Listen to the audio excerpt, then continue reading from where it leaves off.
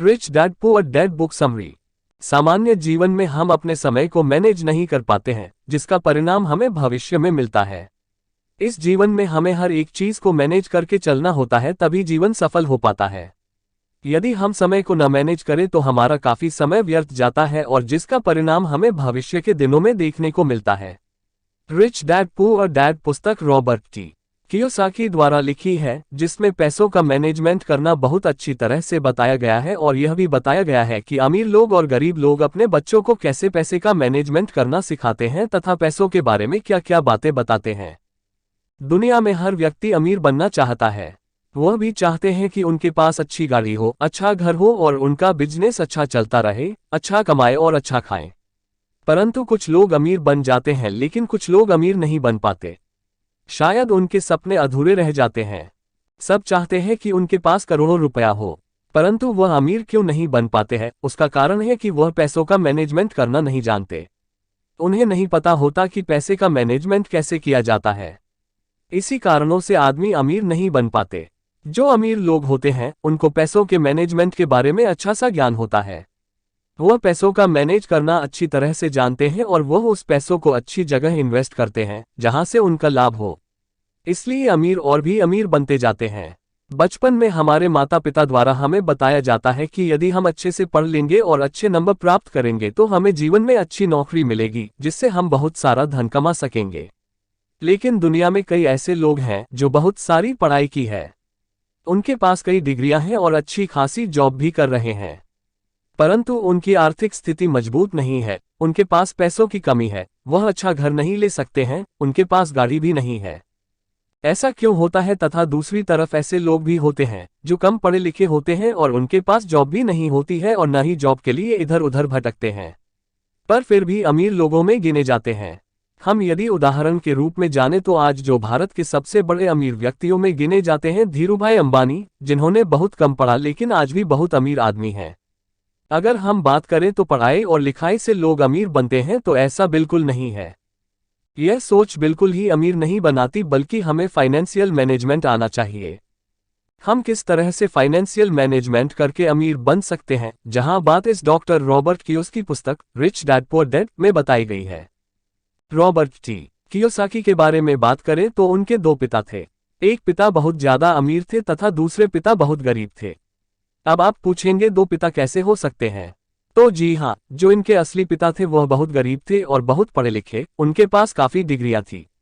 परंतु वह जो उनके दूसरे पिता थे, वह अपने बेस्ट फ्रेंड के पिता को ही अपना पिता मानता था, जो बहुत ज्यादा अमीर है और अपने क्षेत्र में काफी सफल है।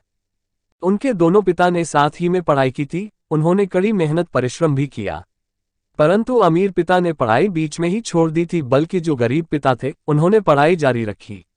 लेकिन अपने अपने क्षेत्र में दोनों ने काफी मेहनत करके अपनी सफलता प्राप्त की। लेकिन दोनों पिता के बीच में पैसा कमाने की राय बिल्कुल अलग थी। आइए जानते हैं दोनों पिता के बीच पैसों के मामले में क्या राय थी विस्तार से।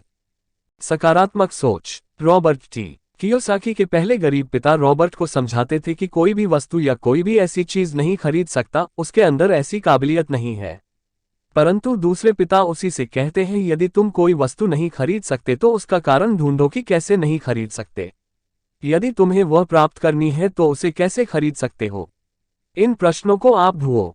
गरीब पिता की सोच नकारात्मक थी, वह रॉबर्ट द्वारा कही गई बात को यहीं पर खत्म कर देते थे। परंतु अमीर पिता द्वारा कही गई बात प्रश्नवाचक थी। हाँ, यदि प्रश्नवाचक होता है तो हम अक्सर सोचने पर मजबूर हो जाते हैं। हमें उसके कारण को ढूंढना होता है कि हम कैसे किसी वस्तु को खरीद सकते हैं, उसे प्राप्त कर सकते हैं। यदि कोई व्यक्ति ऐसा सोचता है कि वह किसी सामान को नहीं खरीद सकता तो उसका दिमाग काम करना बंद कर देता है, अर्थात उसके दिमाग में नकारात्मक विचार जाते हैं और वह सोचना बंद कर देता है।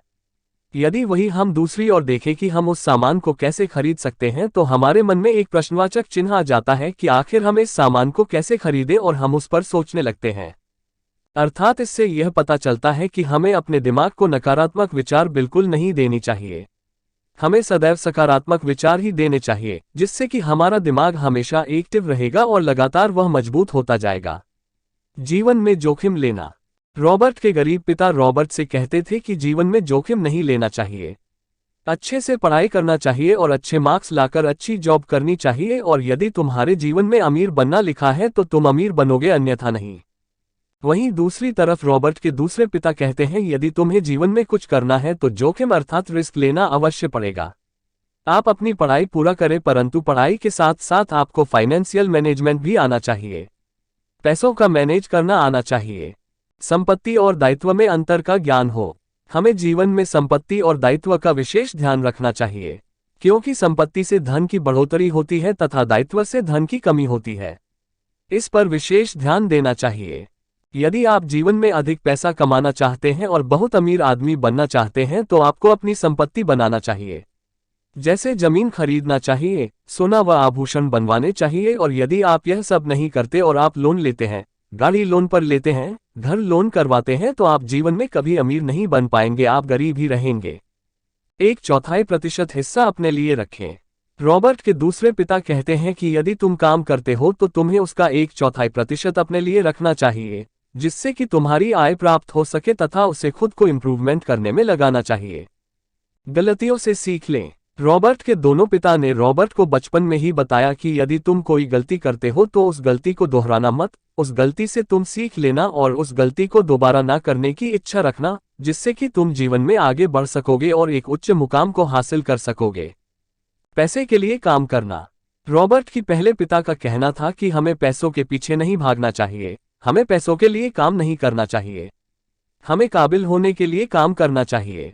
बल्कि दूसरे अमीर पिता का कहना था कि हमें हमेशा पैसों के लिए ही काम करना चाहिए, हमें पैसे कमाने के नए नए तरीके ढूंढना चाहिए। मौके की पहचान करना। सभी को अमीर बनना है, परंतु वह अच्छे मौके की तलाश करते हैं, लेकिन अच्छा मौका बताकर नहीं आता। हमें अच्छे मौके की पहचान करनी होती है। जिसने अच्छे मौके की पहचान कर ली, वह जीवन में आगे बढ़ गया। चलिए इसे एक उदाहरण से समझते हैं। एक आदमी एक शहर से गुजर रहा था। उसने एक घर पर एक बोर्ड लगा हुआ देखा, उस पर लिखा था हाउस फॉर सेल। वह इस मौके को गंवाना नहीं चाहता था, क्योंकि उस समय मंदी चल रही थी तो बहुत ही कम कीमत पर वह घर बिक रहा था। उसने उस घर को खरीद लिया। कुछ समय बाद मंदी खत्म हुई और उस घर की कीमत बढ़ गई और उसने उसको 2 गुने 3 गुने दाम पर बेच दिया और उसे काफी मुनाफा हुआ। पैसों को सहज करने की समझ होना। दुनिया में सभी पैसे को सहेज कर रखते हैं, सबको पैसा सहेज कर रखना बहुत अच्छी तरह से आता है। पर यहाँ इसका यह अर्थ नहीं है कि पैसे एक अलमारी या गुल्लक में रखना हो या बैंक में रखना हो। अर्थात सहज का अर्थ क्या है कि हमें पैसे कहाँ पर इन्वेस्ट करना है, कहाँ पर खर्च करना है, जिससे कि हमारी आय बनी रहे और हम पैसे को इन्वेस्ट करते रहें। तो हमें इस बात को समझना चाहिए पैसे कहाँ पर इन्वेस्ट करना है और कहाँ पर नहीं। यदि इन्वेस्ट अच्छी जगह पर होगी तो इनकम भी अच्छी रहेगी।